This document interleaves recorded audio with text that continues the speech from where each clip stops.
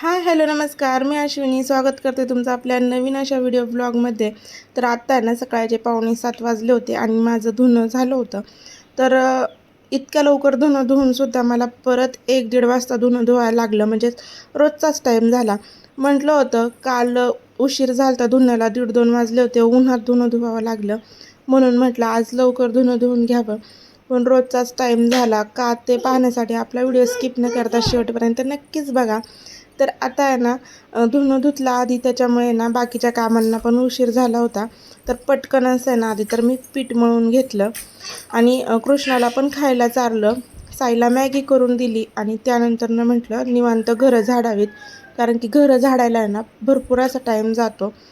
किती वेळा झाडलं ना तरी कचरा हा तितकाच होतो. तर आता या इकडे ना मी साईला मॅगी करून दिली होती, तर ती कृष्णाला पण खायची होती. आता कसं आहे ना, दादा काय खातोय तेच त्याला पाहिजेलं असतं. तो जर अभ्यास करत असला तर अभ्याससुद्धा त्याला करायचा असतो. तर आता त्याला थोडा घास न पाहता आहे ना सगळीच मॅगी त्याला पाहिजेल होती. त्याच्यामुळे तो त्याच्या हातानेच खात होता, पण सगळी मॅगी आहे ना तो खाली सांडून टाकत होता. तर याआधी म्हटलं ना ह्यांचं चालू द्या, मी झाडून वगैरे घेतलं. देवघराच्या तिथलं पण स्वच्छ असं झाडलं आणि त्यानंतरनं पूजा केली. कसं होतं रोज मी देवपूजा करते आणि कृष्णाची एक झोप झाली ना तो काय करतो, देव घेतो आणि खेळतो. म्हणजे आता प्रत्येक लहान मुलांचं तसंच आहे बघा. ते देव घ्यायचे आणि खेळत बसायचं. मग कधी कधी ते त्याच्या हातातून पडतात सुद्धा. त्याच्यामुळे ना आता रोज देवपूजा करावी लागते. तो ते लहान कृष्ण आहे ना त्यांना बाळ बाळ करून आहे ना खेळायला घेतं. तर या इकडं अजून तरी काय गॅस आला नव्हता. 10 दिवस आज पूर्ण झाले होते. तर म्हटलं चला गॅस येईल तेव्हा येईल, पण आपली कामं तर आपल्याला करावीच लागतात. तर आता इकडे आहे ना मी चूल पेटवून घेतली. आता ही चूल पेटवायचं पण सोपं नाही बरं का. पेटली तर लगेच पेटते, नाही तर भरपूर असा वेळ जातो. एकीकडे बटाट्याची भाजी करायला टाकली आणि त्यानंतरनं चपात्यासुद्धा केल्या. आता मी जर काय करत असलं ना की मुलं अशी माझ्यापाशीच खेळत असतात. आता साईला पण मामाच्या गावाला जायचं, बघू मग कृष्णाला करमलं का नाही. आता माझ्या चपात्या भाकरी करून झाल्या होत्या. घरात अंडी होती तर म्हटलं साईला अंड्याची पोळी करून द्यावी.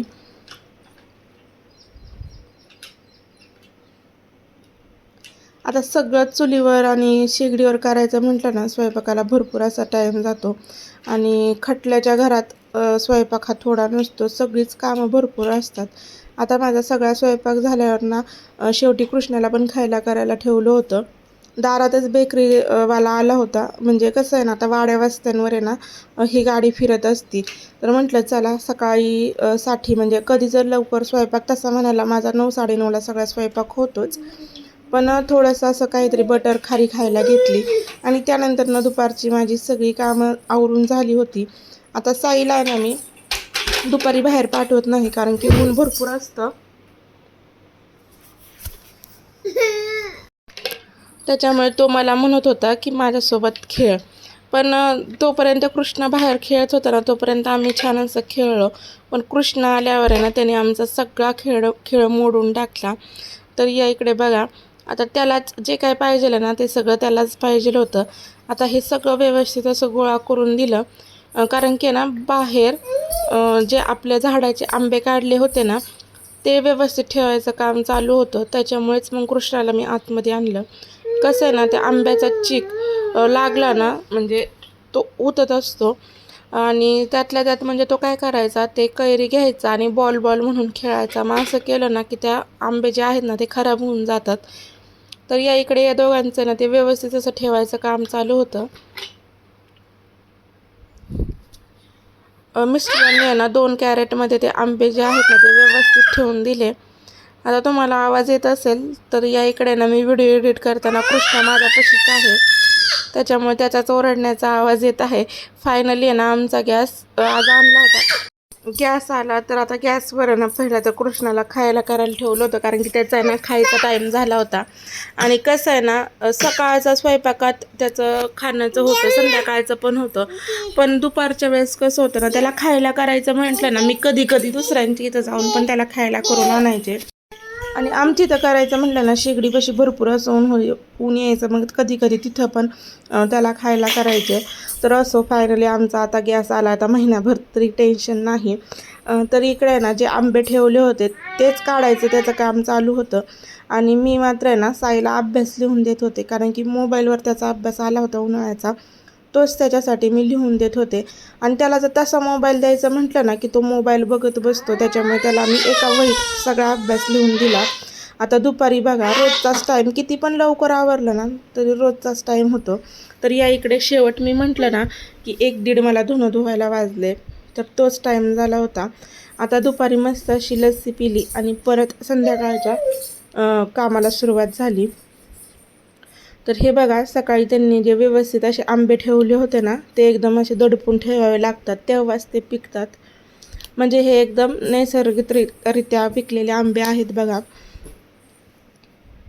आता सासरे गेले होते पंढरपूरला, तर त्यांनी ना येताना पेढे वगैरे आणले होते, तर तोच प्रसाद मी साईकडं बाहेर वाटण्यासाठी दिला. तसेच भेळ पण आणली. आता भेळ ही सगळ्यांना खायला द्यायची होती. सगळ्यांनी मस्तपैकी बाहेर वाऱ्यावर बसून भेळ खाल्ली.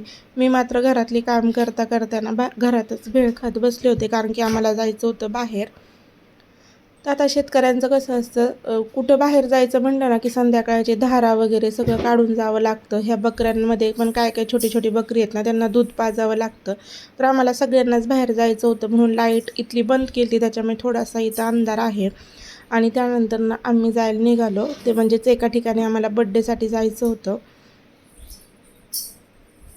घरातून तर लवकर निघालो होतो, पण झालं असं इथं रेल्वेच्या गेटवरच आम्हाला भरपूर असा उशीर झाला, कारण की तिथं आमची गाडी थांबल्यानंतर 4 ते 5 ट्रेन सहज गेल्या असतील. आता कुठं गेलं तरी मुलांचं पहिलं खायचं बघितलं पाहिजे. कृष्णाचा पण खायचा टायमिंग झाला होता. मी रवा वगैरे सोबतच नेला होता, तिथं गेल्यावर फक्त केला. तर आता हे सगळंच नवीन बघून आहे ना त्याला मात्र रडायला येत होतं. त्याला कसं तरी चारलं, शांत केलं, आणि ज्यावेळेस त्यांनी आहे ना मग बाहेर फुगे गाडी वगैरे बघितली ना, मग तिथं तो छान असा खेळत होता.